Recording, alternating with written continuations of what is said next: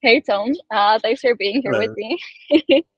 It's a pleasure. um, yeah, yeah. So today we'll be talking about Tom's story, his background as well as his ventures background. He co-founded Café de Ceuvel, which is a sustainable cafe, which is part of this like sustainable ecosystem in Amsterdam, and it's a super cool idea and an environment situation in Amsterdam. And I'm really happy to delve into its history and how they kind of work their whole thing out with him today. So if you could start off by introducing yourself, what's your academic or professional background? Yeah, sure. Yeah, so I am Toon Maassen. I am from the Netherlands.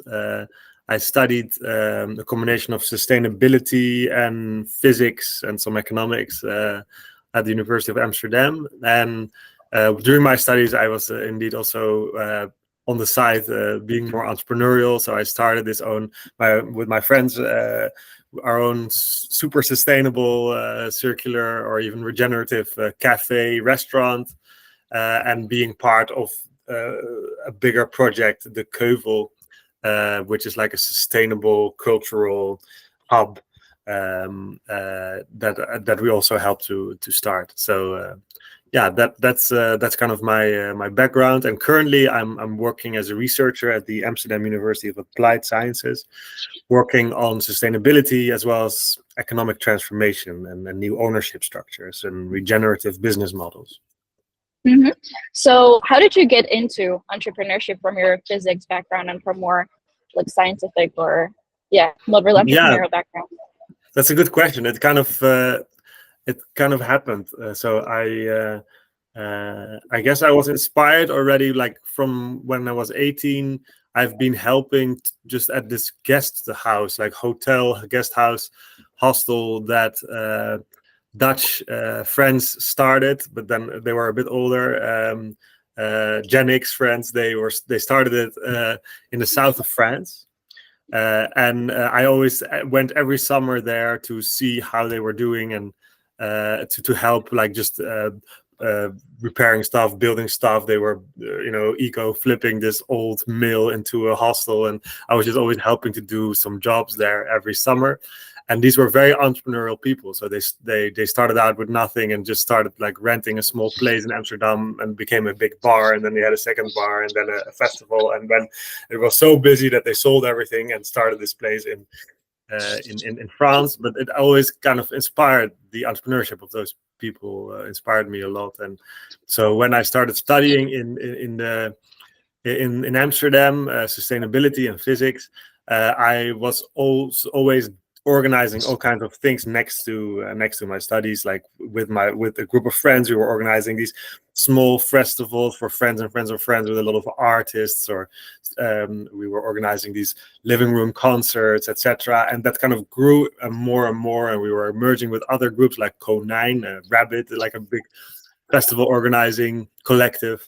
And in that way, we were being kind of entrepreneurial outside of the market, I guess, and just bringing people together, organizing cool stuff. And but the way that led me to like a more professional entrepreneurship, it started, I guess, with my studies, being very frustrated about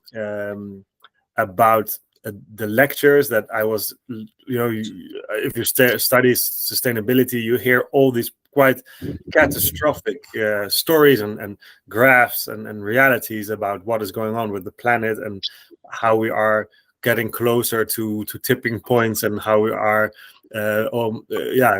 crossing planetary boundaries, one after the other. And then at the studies, I was being a bit frustrated because, of course, I wanted to learn about these things, but then at the studies, you only learn how to study them academically. But of course, if you hear all these stories about these problems, you start realizing that we want to do something about it, right? So another thing that also helped inspire me a lot is this Ghanaian doctor that I met through my youth, that stayed over at my parents' house, a Ghanaian man that started as a shepherd boy and became a doctor. And I followed him to make a documentary as a gap year before I studied. And that kind of showed me how you can really change things in one life. And if you work hard, you can do a lot. So those things together led me to this.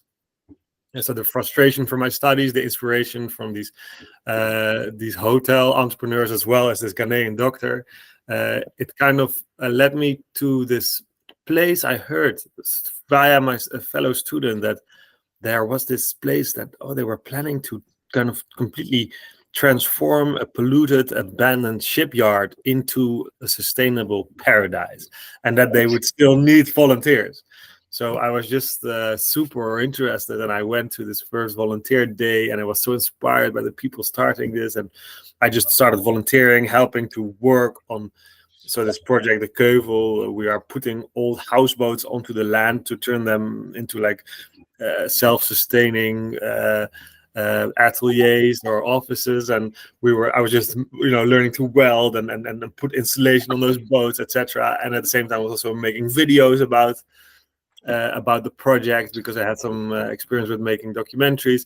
But then, so I was just a volunteer. But then, one of the architects that was building the cafe for the place. So mostly were just ateliers, offices, but one place was going to be the public place, the bar, the cafe, the restaurant, whatever. And he was an architect, and he was just using his own freelance savings to build that bar out of reused materials. Really innovative, Wouter Valkenier. And he was working very hard and making it really work, but on the other hand, very distressed because he couldn't find anybody because he wanted to just rent it out to a hospitality entrepreneur, right? But nobody wanted to do it. There were no. There was, at the end of the financial crisis, at that time, the location of the Ceuvel now feels like in the middle of town, but back then, 10 years ago, it felt like far away in the sketchy alleyway, right? So what we north of Amsterdam, so what? North of Amsterdam, so exactly, so he couldn't find anybody, so kind of out of desperation, but also because I believe he felt like it needs to be somebody that understands the vision of the project and sort of sustainability and community. So that's why, as volunteers, we got the chance to start that bar. And it was only 3 months before the opening of the whole project that we would have to open the bar. So in 3 months' time, we had to do everything. We only had an almost finished building, but we didn't have a permit or money or experience or tables, etc., etc. So we just jumped on the experience. I had an exchange semester to New York planned, but I canceled that to start this bar. I thought this is a once-in-a-lifetime opportunity. So we just jumped on it. I said I can only do it if I can do it with my best friends, with whom we organized some fundraisers already for this Ghanaian doctor. So we really, which were a big success. So we really knew how to trust one another, and so we started it. And we just didn't have money, so we started the crowdfunding. But rather than doing that on a crowdfunding platform where you only get the money once you finish crowdfunding, that was not possible because we needed the money right now. So we just built our own crowdfunding website where the money would go straight to our bank account, even if we didn't reach our target yet, so that we already could buy tables and chairs and pots and pans, etc. And on the very, one day before the opening, we finally had our permit. And one day before the opening, our money was finished. So we hoped, we were like, okay, I hope it's going to be busy tomorrow. Otherwise, we'll be in debt and we have to go back to our parents or something and stop studying. But the next day, it was so busy. Thousands of people came. It was a sunny day. We had this whole opening festival planned. If you can see the pictures, maybe you can put them over the edit. It was crazy, but the crazy thing was that we knew how to organize a festival, but we didn't yet know how to run a business. So the next day, there were also hundreds of people wanting to have a drink or food on the terrace, but we didn't have staff, we didn't have a way to administrate everything, no accountant, nothing. So we were just literally asking people at the terrace, could you please work behind the bar for us? There was total improvisational skills, and over the years we had to learn how to both manage a business, hire a good chef, make sure that the finances are right, make sure that everything is legally worked out. So just learning by doing, the hardest way. And then also, of course, we were working on really focusing on this sustainable vision. So because we were part of, because that was our reason to start it, and also because we were part of this very innovative project where all these houseboats that would have otherwise been waste have been put onto the land, the polluted soils being cleaned by using nature, phytoremediation. So plants are taking the pollution out of the soil. Yeah. The boats are almost completely self-sustaining with halophyte filters and composting toilets and heat pumps and solar panels. And a whole community is running this by themselves. We have now a greenhouse on top of the roof where we are growing with an aquaponics system. We are growing our own herbs and vegetables for the restaurant right there. So we were really focusing on doing that as well, and keeping it an exciting place. So we're programming. So every year we had several festivals with bands on the veranda, but then at the same time, maybe there would be a lecture or a workshop about how to switch to a more sustainable bank or what is going on in this other part of the world. So it was like what we were really trying to do is without being naive or without taking the reality away of the crises in terms of the climate and ecology and international justice and injustice, without being naive about that, still being able to be an inspirational, positive place where people can meet, where people even that are not interested yet in these kind of topics could also just have a beer and maybe learn something through what they read on the menu, right? So it's a very inviting place where everybody is welcome, whatever vision you have, or whatever politics you have, you can just enjoy a beer on the terrace. But maybe you will see that a different world is possible. That's kind of the idea. Mm-hmm. Yeah, this sounds like a very organic story, which I really love. And I kind of wonder, well, it sounds like the concept for this cafe was evolving constantly from its spring, and kind of it went throughout the years. But I wonder whether you had something in your mind before you started it, or it just was something that went as you kind of did your business. Yeah, I guess so. We had a lot of things in our mind, especially in terms of like the innovation and sustainability side of it. So we did write a whole like business plan, but it was because we never had run a business, but we had studied about sustainability and organized more cultural things. That's what we knew about. So that we had a lot of plans about the most crazy ideas, which in the end, most of them actually happened. But the more business, legal, financial side of it, we didn't have experience, right? So that was not very well worked out. So that gave us a lot of headaches because we didn't, we almost lost our permit because of a court case with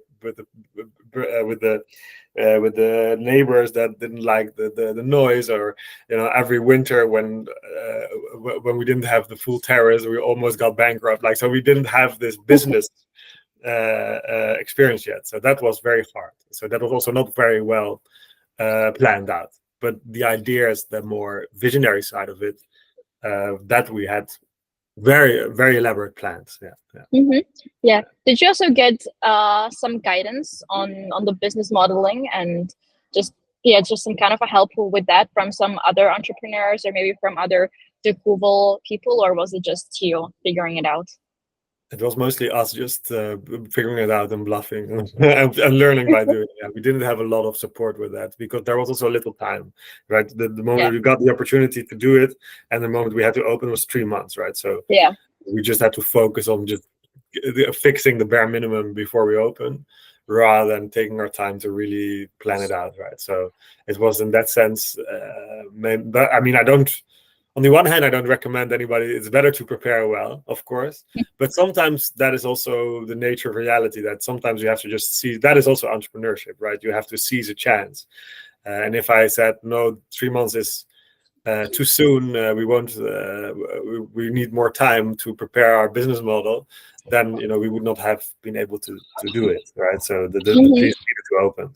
So I guess you can prepare as much as you like, but in the end, you have to also be flexible with reality and what happens. And the world in the end is unpredictable, right? So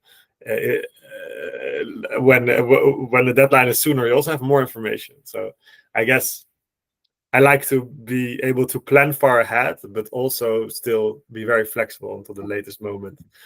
Yeah. So you can write a million pages business model plan, but in the end, it's going to go different, right? So better to just start, I think. Yeah. Absolutely, it's important to be flexible. Yeah. So, well, you said that your co-founders were your best friends, and Yes. that they also had like some sustainability background. Yeah. Yeah, and then when you went on hiring more people, did you focus on hiring people that also had sustainability background, or what things did you consider? So, I mean, the first moment, of course, we were just literally asking, like I said, Yeah. people on the terrace to work behind the bar. So it went also quite organically. We didn't have like a very specific selection procedure, but my friend who was doing the hiring, was, I guess, mostly focusing on indeed some people that could really radiate the same, as well as this hospitality, that people that are really, so have some kind of charisma, that feel like you can really, represent this positive vibe. But also have indeed some core values around sustainability. It doesn't have to be that you study it, but that you indeed feel connected to this mission. I think those two, so some kind of hospitality, charisma, as well as some connection to the mission of what they were trying to achieve. Those two things, I think, were the most important. But at the start, it was also just whoever we could get to help us out. And that were a lot of our friends that were already organizing with this festival, so they already had this hospitality as well as mission orientation. Yeah. What do you wish you knew before you started out? Oh, so many things. I guess one of the most important lessons I've learned, I mean, a lot of practical things, just how to run a business, from finance to legal permit things, and contracts, and how to avoid conflicts, etc. A lot of practical things that I could have, like a lot of problems I could have avoided with these kind of knowledge and practical things. But the biggest thing, I think, for me, the biggest lesson, and this is also what we're currently exploring, is it would have been like, especially in terms of our, we didn't do it so much for the money as we did it more for the mission, right? Yeah. And I think many, social entrepreneurs feel like that, yet they still organize themselves legally as a for-profit, normal commercial company. And I think that comes with a lot of downside. Like you have much more stricter rules, and you're kind of forced into the mold of the business model of your sector if you are a normal commercial company. Whereas if you decide to be an NGO, like a foundation or association, that is still super entrepreneurial and has a business model, but doesn't have commercial shareholders, you are also able to combine your commercial side more with all these mission-oriented sides that are about volunteering, or are about sending money to other projects, or are about culture, or about events, are about bringing people together, are about finding new innovations technologically. You can kind of be more of an institute, rather an entrepreneurial institute, rather than just another company in the market. So the broader project is an association, but the cafe is still a company. So I'm also seeing whether it's possible to transition to this new model, so that we can be more focused on the mission, be more flexible, but also more free, I guess, and but also really kind of, even if I am gone and all the people are running it now are gone, that the mission is still protected. Yeah. Mm-hmm. You don't Yeah. lose the value or the mission through some kind of commercialization. What you often see is that when a new startup starts, it's all about saving the world, etc., or really making an impact. But at some point down the line, it loses its mission and becomes more about money. And I think it's about ownership structures, and then you could also have different, like I'm also doing this in my research projects. There's different models, like being a cooperative or being steward owned, as they say, which is with a company. The major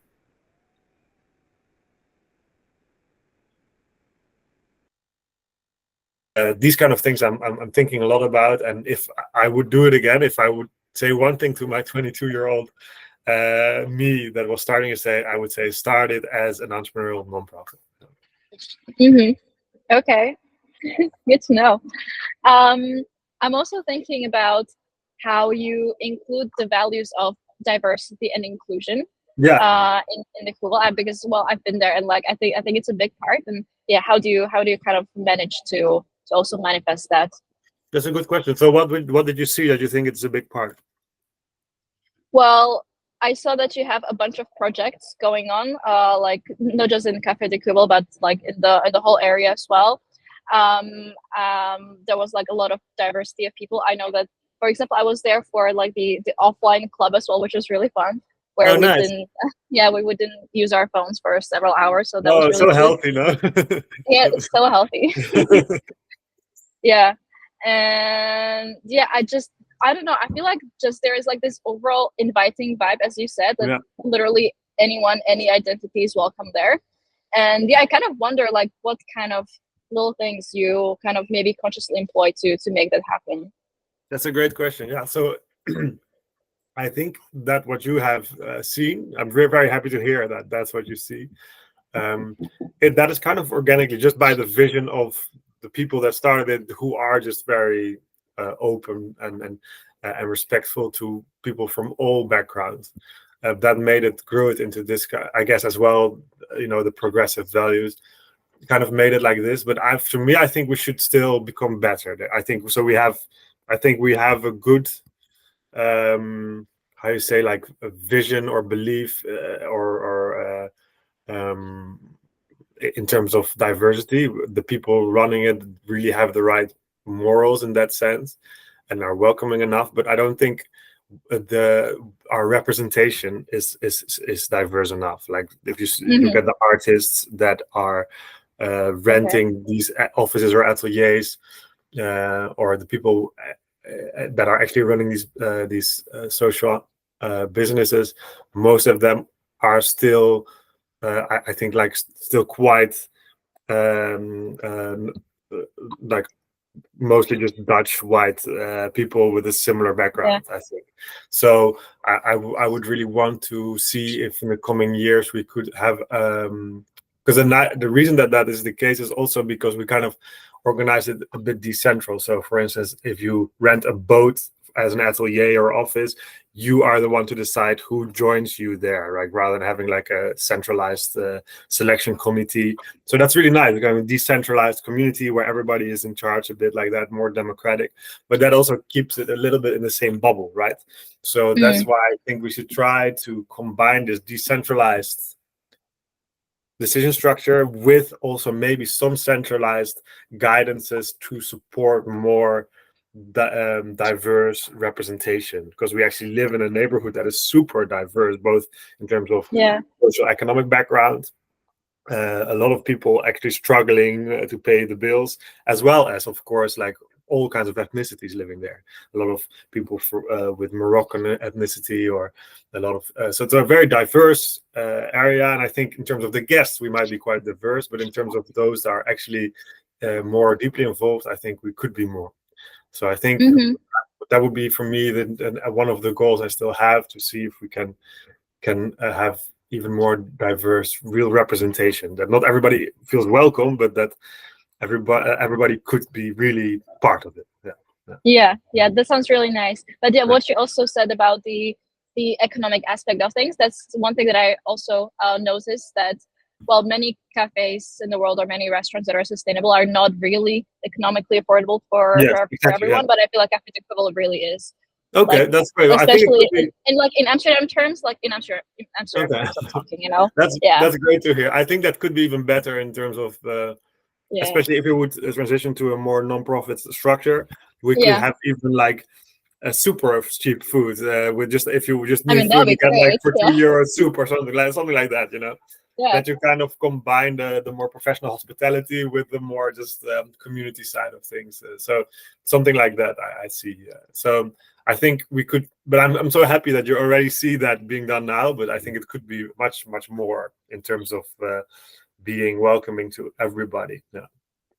Yeah, Yeah, I see that. Okay, it's really nice that you have like an ever evolving vision for that. I really Yeah. like to see that. Yeah, Yeah. we're learning by doing, right? Yeah, Yeah, yeah. that's really important. What do you think? What traits do you think you have fostered throughout these 10 years? Me, what traits I have fostered? Yeah, what personal traits or what Um, quality, like personal what I've quality, do you learned? think you fostered? Yeah. Yeah, well, various things, of course. Well, I guess I already had this kind of mission orientation, vision about how to bring people together in a welcoming way for an important mission.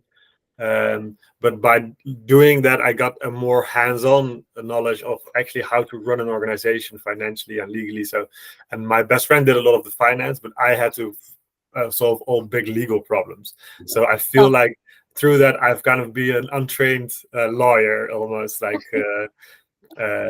We had, like I said, court cases with the neighbors about the noise and almost losing our permit. We had all kinds of how to organize it legally in terms of contracts with this very complex structure where the land is still owned by the municipality, but then rented for free by this association and then sublet it to these different companies. And then we have so almost every legal entity or type of contract we have somehow dealt with and had problems with and had to solve them, right? So I've talked to so many different lawyers, always asking them to work for pro bono for very little. And through that, it feels like I had a very hands-on, almost like a law degree without having studied a law course ever. So I guess mostly in terms of like legal things and ownership structures, and that's also what I'm now researching. So that is one of the traits that I really learned that I would never have wanted to study, but just by doing noticed how important law is. Legal. Yeah. Yeah. Okay. I would like to ask you whether you'd have some advice for people that would like to start their business, especially coming from some research and science background. So make sure that you don't have shareholders. No, don't have Okay. shareholders. So start it as an association for the whole community, everybody that's involved.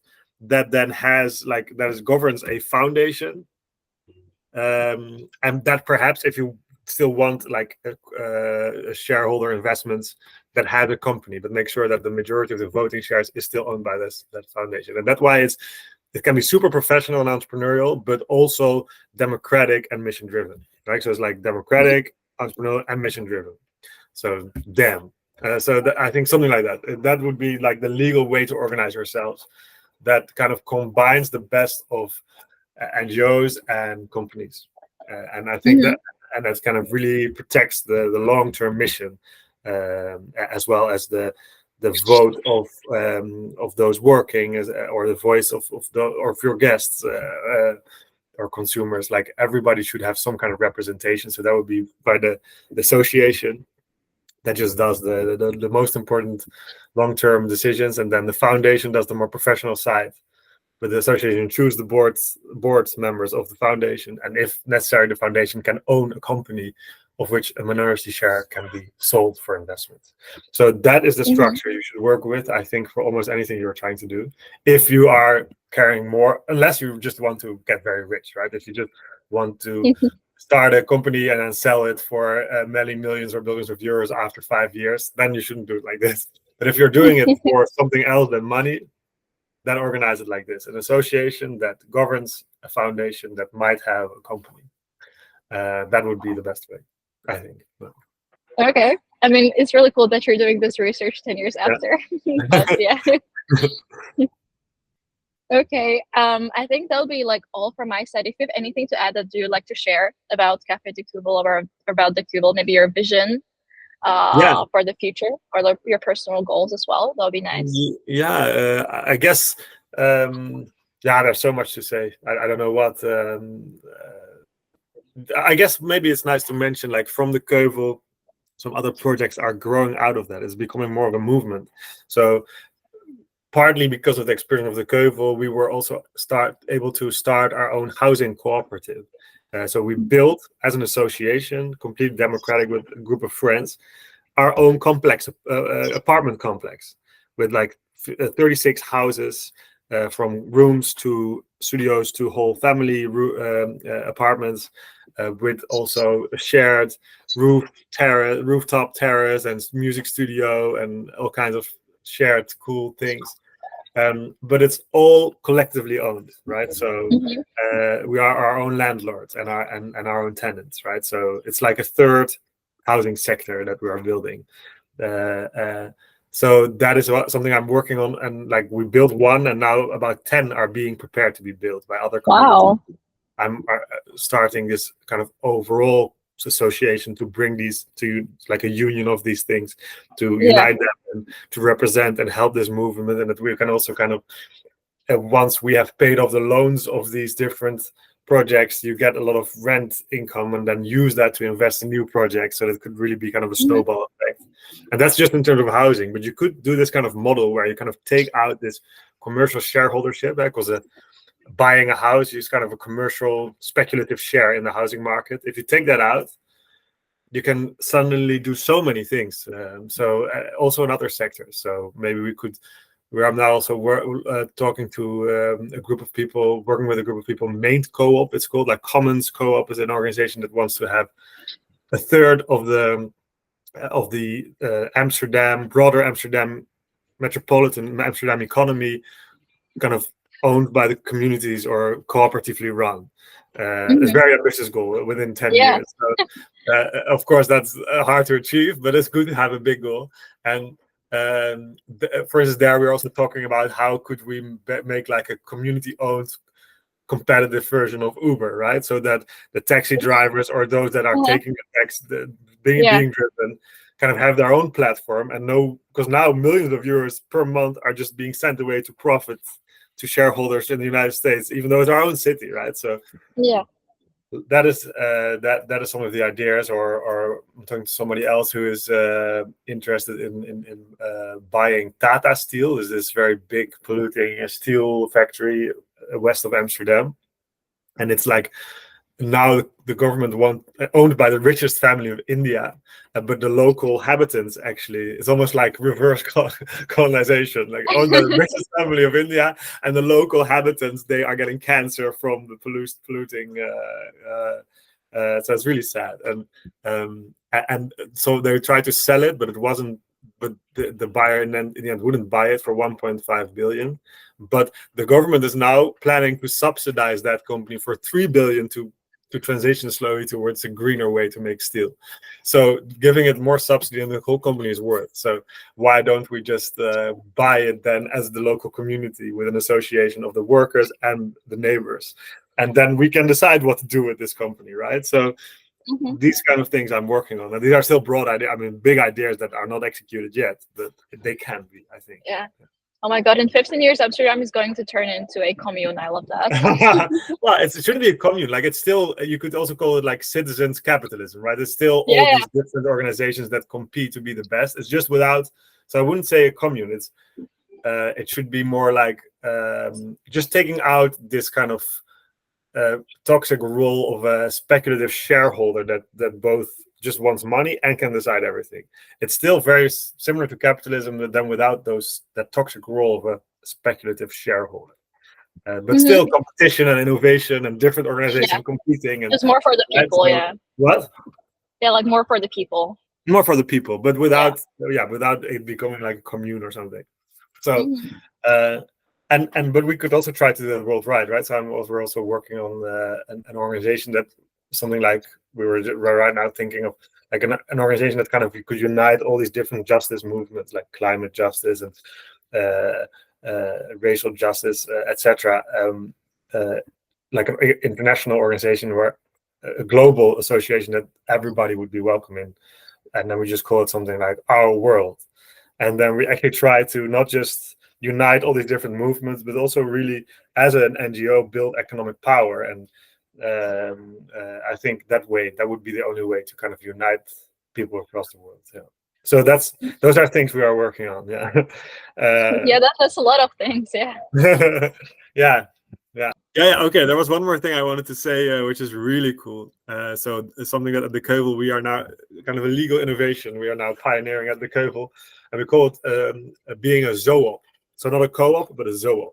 which means Okay. that we also include the interests and the voices of non-human life in our decision structure, right? So we have a biologist who represents the other species, like the plants and the fish and the ants and all this, the birds on this terrain. He represents them, and he's a biologist. He studied about how they all work and what kind of lives they live. And we are working together with the Zoonomic Institute, who is kind of the brains behind this idea. We have to include these interests in every decision we make that could impact these non-human lives, right? Zoop. And the nice thing, I think this could be really cool. So now it's just kind of a collaboration and a contract we have with this Zoonomic Institute, but I'm gonna now work as also a research project to see if we can actually put it in the statutes of, so like the constitution of the association, which means that these non-human lives forms would actually have voting rights in the general meeting, right? Okay. Through the representative. Through the biologist, yeah. Through the biologist. So even if we disagree and we think no, we want this, but then he says no, but I mean I've got all the voting rights of all these birds, so in the end we're gonna take these birds into account. Okay, so. And I think this is really important because we really live in like a dictatorship of the human species, even though many other species have a similar consciousness as we do. We eat pigs, but they're smarter than dogs, and they can enjoy music. I mean, it's a very cruel world if you're not a human being. So I think this kind of innovation where you actually democratize across species is really cool. Yeah, and so maybe somewhere in the coming year we will actually like launch it as a new legal entity, the Zoop. Yeah. That's really cool. This is the first time that I'm hearing about such a thing. Did you get inspired from elsewhere, or? So it's an idea from the Zoonomic Institute, and they wanted to pioneer it with us. So we are kind of one of their first test cases. Okay. And now, as a researcher as well as a co-founder of the Ceuvel, I'm gonna help collaborate on writing together with some legal experts and people from the Zoonomic Institute to write these statutes that you somehow give. So how much voting rights will these animals get, and how do you count that, and do you also include the trees even though they're probably not conscious, and so these kind of questions, very philosophical as well as legal. And I love this so much. So I think in the coming year we will have that puzzle worked out in a draft version that we actually and hopefully we can get it passed in the community, that we will actually officially, not just through a guy that advises, but actually through the official voting rights in the association, to have non-human representation. Yeah, that will be that, and I hope that one day the whole world will start listening to other species as well. But here we are trying it out. Yeah, this sounds like a completely new tier of like being inclusive. Yes, exactly. Yeah, it is, and it should be, right? Because these other species have similar consciousness, right? So they should have rights. Yeah. Okay. Really, thanks for sharing this. Yeah, new things, cool things all the time.